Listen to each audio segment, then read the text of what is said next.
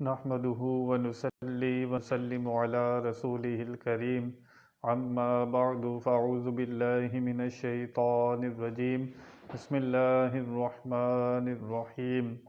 میرے معزز سامعین و ناظرین، السلام علیکم ورحمۃ اللہ وبرکاتہ۔ مسلسل درس قرآن آپ سماعت فرما رہے ہیں، ذکر سن رہے ہیں حضرت مریم سلام اللہ علیہا کا۔ حضرت حنہ نے دعا مانگی تھی کہ جو کچھ میرے پیٹ میں ہے میں اسے بیت المقدس کی خدمت کے لیے وقف کروں گی۔ بجائے لڑکے کے پیدا ہو گئی لڑکی۔ اللہ تعالیٰ نے اپنا قانون بدل دیا۔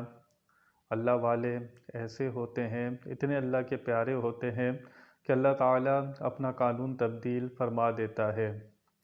بیت المقدس کے لیے لڑکے وقف کیے جاتے تھے، لیکن اللہ تعالیٰ نے حضرت مریم علیہ السلام کو خدمت کے لیے قبول فرمایا۔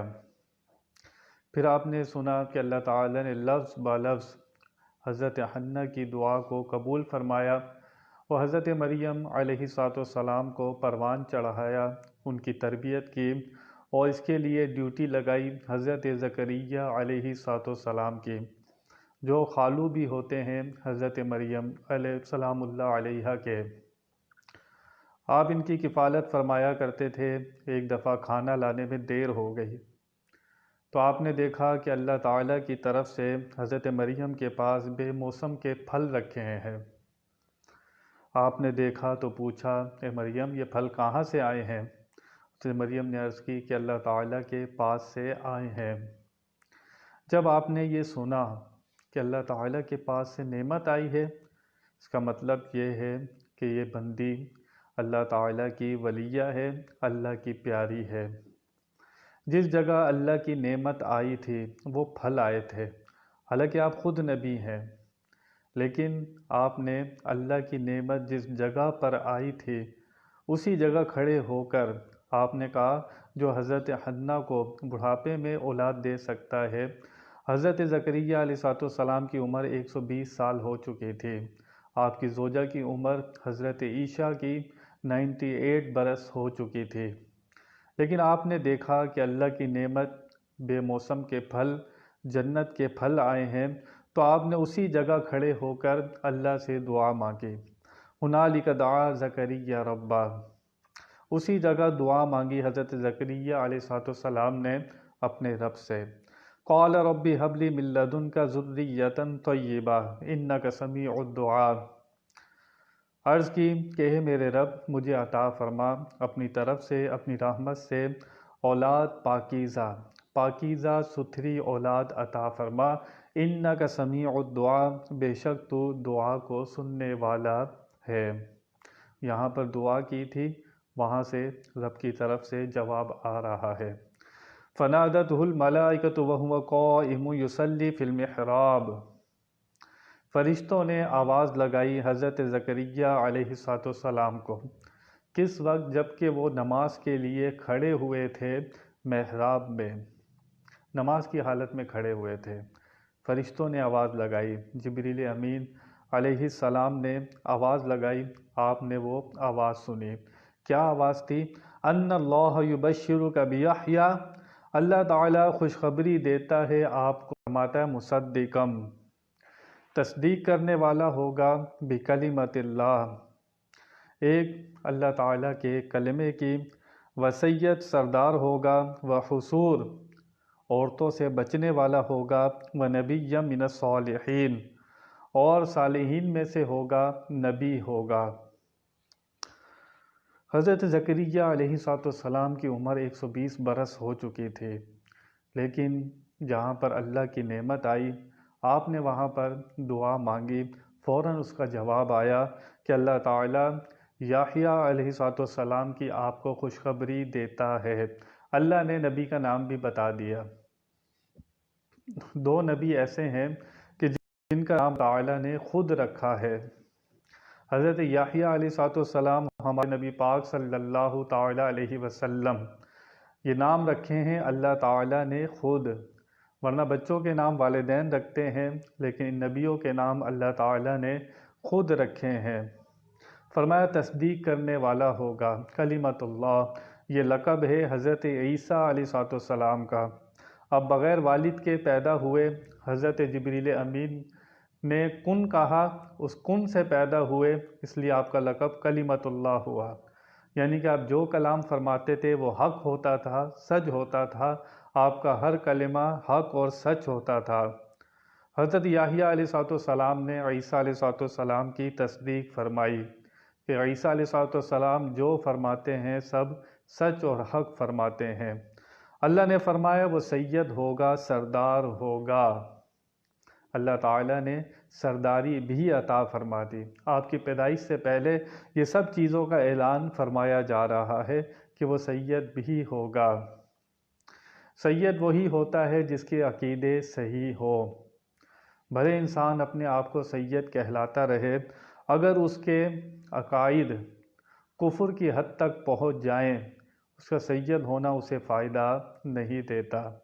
حضرت نوح علیہ السلام کا بیٹا کافر ہو گیا، اس کا نسب کٹ گیا۔ حضرت نوح علیہ السلام کے نبی ہونے کا اپنی اولاد کو کوئی فائدہ نہیں ہوا۔ نسب کا فائدہ جب ہی ہوتا ہے کہ جب بندے کے عقائد اللہ رسول کے بارے میں، صحابہ کے بارے میں، اہل بیت کے بارے میں، اولیاء اللہ کے بارے میں ٹھیک ہو، پھر ہی نسب کا فائدہ ہوتا ہے۔ عقائد اگر کفر کی حد تک پہنچ جائیں تو پھر سید ہونے کا کوئی فائدہ نہیں ہوتا۔ وَحُصُورًا، اللہ نے فرمایا اپنے نفس کو خواہشات سے روکنے والا ہوگا، عورتوں سے بچنے والا ہوگا، نبی ہوگا، صالحین میں سے ہوگا۔ حضرت یحییٰ خود نبی ہیں، والد زکریا علیہ السلام نبی ہیں۔ پہلے ہی خوشخبری دی جا رہی ہے اور آپ کی صفات کا ذکر کیا جا رہا ہے۔ برکت والی جگہ پر دعا کرنا اس آیہ مبارکہ سے ثابت ہے۔ 120 برس کی آپ کی عمر ہو چکی تھی، اللہ نے فوراً آپ کی دعا کو قبول فرمایا۔ دنیا میں مسجدیں ساری ہی مسجد ہیں، لیکن جب ذکر آتا ہے مسجد نبوی کا، اس مسجد کی شان کیوں زیادہ ہے؟ کیونکہ اس کا تعلق ہے میرے آقا صلی اللہ تعالیٰ علیہ وسلم سے۔ وہاں کی ایک نیکی کا ثواب 50,000 کے برابر ہے۔ دوسری جگہ آپ نیکی کریں، ایک نیکی کا ثواب ایک ہی ملتا ہے، لیکن مسجد نبوی میں جب آپ نیکی کرتے ہیں تو وہاں کی مدینہ کی نیکی 50,000 نیکیوں کے برابر ہے۔ کیوں برابر ہے؟ مسجد کا تعلق نبی سے ہو گیا۔ تو جیسے ہی کسی جگہ کا، کسی مسجد کا تعلق اللہ والے سے ہو جائے، اس جگہ کی برکت میں اضافہ ہو جاتا ہے، اس لیے وہاں پر لوگ جا کر دعائیں کرتے ہیں۔ داتا صاحب کا تعلق جس مسجد سے ہو گیا، اس کی برکت اور شان اور زیادہ ہو گئی۔ داتا صاحب کا تعلق جس مسجد سے ہو گیا، اس کے تعلق اور شان اور ہو گئی، کیونکہ وہ اللہ والے ہوتے ہیں، ان کا تعلق اللہ سے ہوتا ہے۔ اللہ فرماتا ہے میں ساتوں آسمانوں میں نہیں سما سکتا، مسجد اللہ کا گھر ہے، لیکن اللہ مسجد میں نہیں ہوتا۔ کوئی یہ نہیں کہہ سکتا کہ اللہ صرف مسجد میں ہوتا ہے، ایسی بات نہیں ہے۔ اللہ خود فرماتا ہے میں ساتوں آسمانوں میں نہیں سما سکتا، ساتوں زمینوں میں نہیں سما سکتا، سماتا ہوں تو اپنے بندے کے دل میں سما جاتا ہوں۔ تو اولیاء اللہ جو نفس اور شیطان کو ہرا دیتے ہیں، ان سے جنگ جیت جاتے ہیں، اپنا تعلق اللہ سے پیدا کر لیتے ہیں، پھر ان کا دل اللہ تعالیٰ کے تجلی و انوار کا گھر ہوتا ہے، اس دل میں اللہ کے جلوے ہوتے ہیں۔ تو جس دل میں اللہ کے جلوے ہوتے ہیں اور اللہ والے نفس کو پہلے ہی مار دیتے ہیں، موت آتی ہے نفس کو، وہ نفس کو پہلے ہی مار دیتے ہیں، وہ تو سراپا روح ہو جاتے ہیں اور روح کو موت آتی نہیں ہے۔ ہزاروں واقعات آپ دیکھتے رہتے ہیں، اب تو نیٹ پر مل جاتے ہیں آپ کو، کتنے لوگوں کی قبر کھلی سالوں کے بعد، سالوں گزر گئے، لیکن ان کا کفن بھی میلا نہیں ہوتا۔ جب شہید زندہ ہوتا ہے، جو اللہ کی راہ میں جان دیتا ہے، جو تسلیم و رضا کے خنجر سے شہید ہوا ہو، جس نے ساری زندگی اللہ رسول کی فرما برداری میں گزاری ہو، اللہ سے اپنا تعلق مضبوط کیا ہو، حدیث شریف میں آتا ہے مر جانے سے پہلے تو اللہ والے اپنے نفسوں کو مرنے سے پہلے ہی مار دیتے ہیں، کہ زندگی صرف اللہ کے لیے ہوتی ہے، تو وہ سراپا روح ہوتے ہیں، ان کے دل میں اللہ کے جلوے ہوتے ہیں۔ پھر وہ جس جگہ بھی آرام فرماتے ہیں، جس جگہ ہوتے ہیں وہ جگہ برکت والی ہو جاتی ہے، اس لیے وہاں پر دعائیں قبول ہوتی ہیں۔ حضرت امام شافعی فرماتے ہیں مجھے کوئی مسئلہ پیش آ جاتا، میں حضرت امام ابو حنیفہ کی قبر پر جاتا اور وہاں جا کر دعا کرتا، میرا مسئلہ حل ہو جاتا۔ یہ امام شافعی فرماتے ہیں کہ امام ابو حنیفہ کی قبر پہ جاتا، وہاں جا کر دعا کرتا، میرا مسئلہ حل ہو جاتا۔ فقہ کے بہت بڑے امام شافعی۔ دنیا میں کتے ہزاروں گھومتے ہیں لیکن ان کا ذکر قرآن میں نہیں ملتا، لیکن اصحاب کہف کے کتے کا ذکر قرآن میں موجود ہے۔ اس کا ذکر آیا، اللہ فرماتا ہے اپنے پاؤں پھیلا کر غار کے دہانے پر بیٹھا ہوا ہے۔ وہ کتے کا ذکر کیوں آیا؟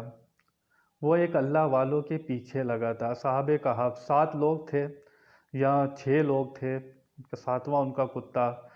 تو اصحاب کہف کا کتا جب اللہ والوں کے پیچھے لگا، اللہ نے اسے بھی پسند فرما لیا، اس کا ذکر قرآن میں آ گیا۔